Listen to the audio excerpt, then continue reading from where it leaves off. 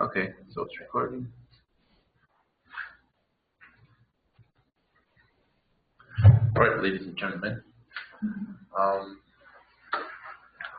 was asked to come and talk to you a little bit about public service loan forgiveness. So probably most of you at this point have a little bit of student debt that may or may not be causing you some substantial anxiety. Have been and still kind of am in your shoes. So I know what that's like. So I want to clarify one thing first before I get going is, let's see. I work here. I'm not a financial advisor. So everything that I'm going to tell you about is things that I've learned through my experience. I'm not qualified or authorized to talk about your loans or specific details and things like that. And everything that I'm going to tell you about is from the website. So my purpose here is to give you some ideas, to tell you some things that you might not have heard of before, things that you're going to want to investigate more on your own.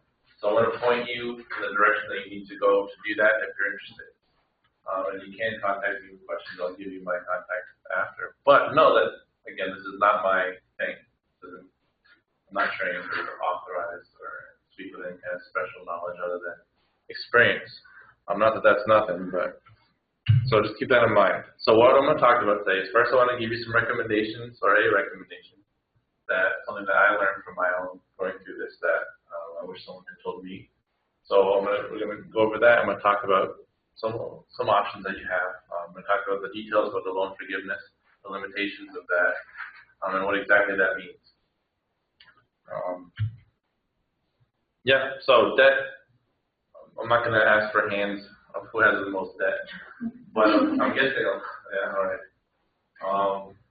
But yeah, debt can be substantial, and the different ways to approach that. My approach was to avoid talking about it. I wanted to pretend that it didn't exist. I would not recommend that attitude at all.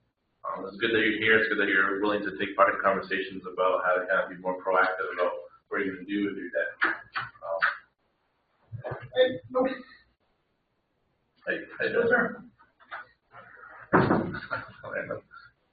Celebrity appearance.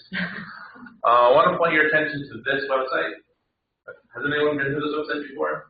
A couple people? Well, I would definitely recommend that you learn this website. Studentloans.gov. This is what it looks like. Everything I'm going to share with you, all the details, are from this website. You're going to get all your repayment options. There's lots of different repayment schedules. Not really going to talk about that too much because we're going to focus on the forgiveness options. But all those details are here too. So if you're not familiar with this website, get familiar with it. You're going to save yourself a lot of anxiety. So my number one recommendation, again, something that I did not do because I was more avoidant, is find out who's servicing your loans. It might be Sally Mae, it might be Great Lakes or Navient is the new one, or whoever's servicing your loans. Find out who it is and call them. Actually talk to people who they can tell you about your options, give you some advice, answer any questions that you have. Again, my overall point is don't be avoiding of talking to these people. If you talk to them, get comfortable with the idea that you can't talk to them. It can make the whole process a little less scary for you. So getting comfortable with actually talking to them is highly recommended. So I want to talk specifically about forgiveness a little bit. Again, this is just a picture of the website. But the truth is, you can get a substantial amount of your loans just erased, forgiven, just gone. It's a real thing. It's not just a legend. It's called the Public Service Loan Forgiveness, or PSLF program. Has anyone heard of this before? A couple hands. So I'm going to go over how do you qualify for this, because there's several steps that you need to have in place to qualify for this. But it's a new program. It started, I forget when it started, 2007, I think. But, okay, so let's talk about what it means, how do you qualify, how do you make this happen. So here's the basic gist of it. One, your loan balance, again, can be forgiven. There's no upward limit that they've set, meaning that there's no max amount that you can forgive. Qualifications, if you make 120 payments that are on time and scheduled. I'll talk more about what that means. Your loans have to qualify, so this isn't for any kind of loan. They're only for qualifying loans. So we'll talk about that. And then 3, you have to be full-time employee of public service, in public service when you make these 120 payments. So let's unpack a little bit about what each of these 3 criteria mean. So first, 120 payments. So if you make a monthly payment for 10 years, that's how you get your 120 payments. On time means within 15 days of the deadline. What does this mean? It means that if this month I make my payment, next month I'm late on my payment, it does not count towards the 120 days, 120 payments. So you essentially extend your deadline every time you do not make an on-time payment. So they're trying to motivate you to actually pay your bills on time, which is good, I guess. Now the payments have to be in full, at least full up to the minimum. If you make a half payment, it does not count towards the 120 payments.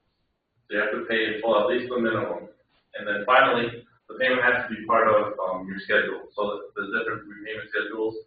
Like you can do an income-based repayment schedule, which means they look at how much your income is and come up with a monthly payment based on what they think you can afford. That's a schedule.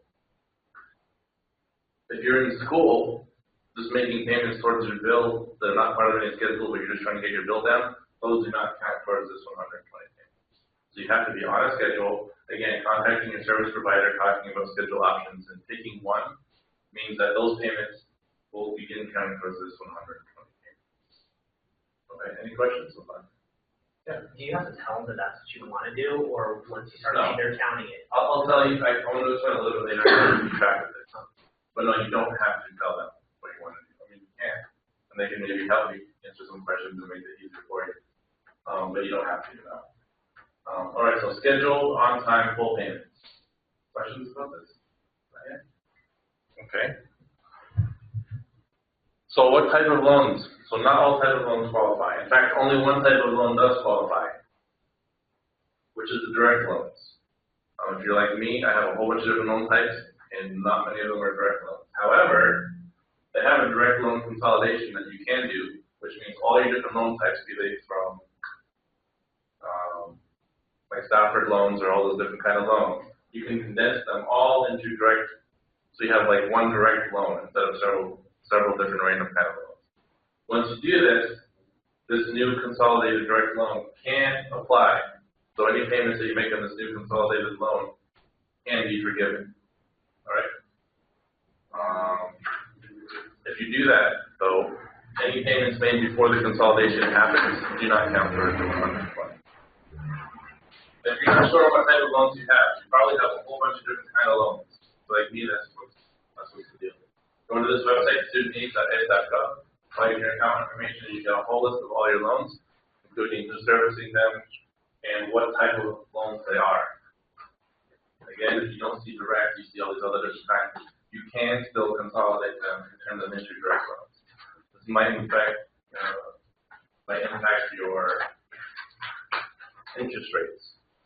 But again, that's going to depend on the loan details. But the point is, you can get all your loans forgiven. You're going to have to turn them into direct loans. But there is a mechanism for you to do that. But you have to be proactive because they will not do it for you. So the key here is direct consolidation. If you go to the website, there's a link for how to do all of this kind of thing. But just hold on to the details of something direct consolidation. Finally, the third one, public service. This is the key. Any government or private organization with an IRS designation of a 501c3, that means they're not for profit. Hint, if you're interested. The School of Public Health here is actually a 501c3. So if you work here and you're making payments on your loans, it's counting towards your 120 payments. The type of employment within the organization does not matter. So if you work for this organization and you're a teacher or a janitor or a librarian, doesn't matter. As long as you work there. You have to be full-time, which according to the legal definition on the website is about 30 hours average per year. 30 hours per week average over the year. Yes? Is that, so that's their definition of it? So you don't have to go like by the organization's definition? Of hours? Yeah. That's their definition. Okay, good. Yeah. Some places don't consider you full-time unless you're 38. Yeah, that's theirs. So you have to demonstrate that. And then finally, you can have 2 part-time jobs for different organizations that are both 501c3s. As long as combined you're making over 30 hours, then that can count. So SPH is the 501c3 is the rest of the university? I don't believe, I can't speak for the rest of the university. I don't believe it is. The whole university is? I know our school is, I don't know about the rest of it. I can't confirm or deny that. I'm pretty 100% sure based on the grant we used to do, but we should double check. I would think it's all nonprofit. Okay, could be. Something to look into wherever you apply for jobs. Because that, again, that could be a huge bonus. I had another point on my head that I wanted to make. Sorry, that's my fault too. Yeah. I had lots of before you. Okay, any questions about this? So public service can be lots of different things. Working at schools. There's another type of loan forgiveness, which is just for if you want to get into education, to working in elementary schools. They have their whole different set of rules, but that does exist. I don't know if anyone's planning on getting into education, but again, that is the thing. Most of us are probably getting into some kind of public service, which is why we want to focus on this. But yeah, so advantages of public service. So progress tracking. You asked about how do we kind of track our progress. They've created a form recently, became available in December. It's called the Employment Certification for Public Service Loan Forgiveness form. It's available on the website. There's a link there. You print it out, you fill out part of it, and your employer fills out part of it, and they send it into the government, and then they can start tracking your hours. You don't, it's not required. It's a tool to help you track your hours. You don't need to do it necessarily at the beginning. You can keep track of your hours on your own or your payments. If you have multiple employers, like for example, I said you could be part-time at different places, or if you were working here and then you changed jobs to another school, like after 5 years you went to another school, you could count payments from both. It doesn't need to be at one place. But you will need a form from each employer. So something to keep that in mind. But there's not really a formal program, meaning that you don't apply at the beginning and then go through your 120 payments and then they say you're done. It's more if you go through your 120 payments and then you apply and they look over all your evidence and say if you qualify or not. So 10 years from now, how do you let people know that you're done? Well, they have the PSLF application. What you do is when you're done with your 120 payments, you fill out the application and you submit it. This form does not yet exist because the program is not 10 years old yet, which means even people who started at the very beginning have not completed it, so they haven't needed a form yet. Wow. Yes. Yes. So I'm guessing that it will be available by the time you get there. Again, so you can, after you do your payment to get this form, you don't technically have to do anything before that as far as submitting the other paperwork. So that you don't need to do it. Those are just optional tools. But you will have to download this form and then tell them that you're done with your payments and they'll, I guess, investigate it. That part, again, is kind of nebulous right now because it hasn't happened yet for anyone. But that's really all you have to do. And then at that point, if they decide that they accept your application, whatever balance you have left on your loans in 10 years is gone.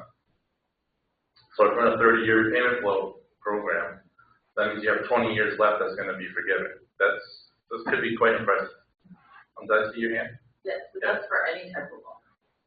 It's for the direct loans. Only direct loans. Direct loans, or if you consolidate your other types of loans into direct loans. Oh, okay. So it can be any type of loan you change it into a But you direct have to pay them on time. loan. Pay them on time. If you pay it late, then it does not count as one of your 105 payments. So they just add an extra month. So you made 120 on that.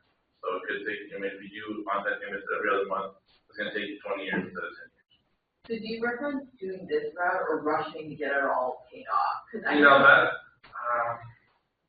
that's where you're getting out of my area because I'm not a financial advisor or anything like that. So if you just look at costs, that's tough to say. If you pay it all off now versus getting forgiven 2/3 of it, that's getting forgiven a lot, but then you have interest.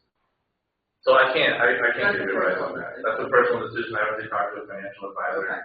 I just wanted to talk to you about the details here so you can make an informed decision. Okay, sounds good. Thanks, but it's a good option. Oh, it's a really good option. Yeah. At the risk of being a downer, there's been recent government movement to maybe get rid of this.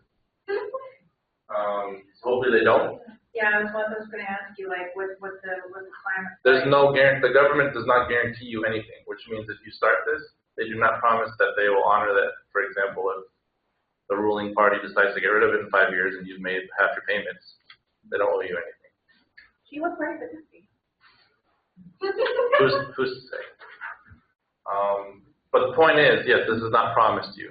So one of the, like your question about should you just rush and pay it?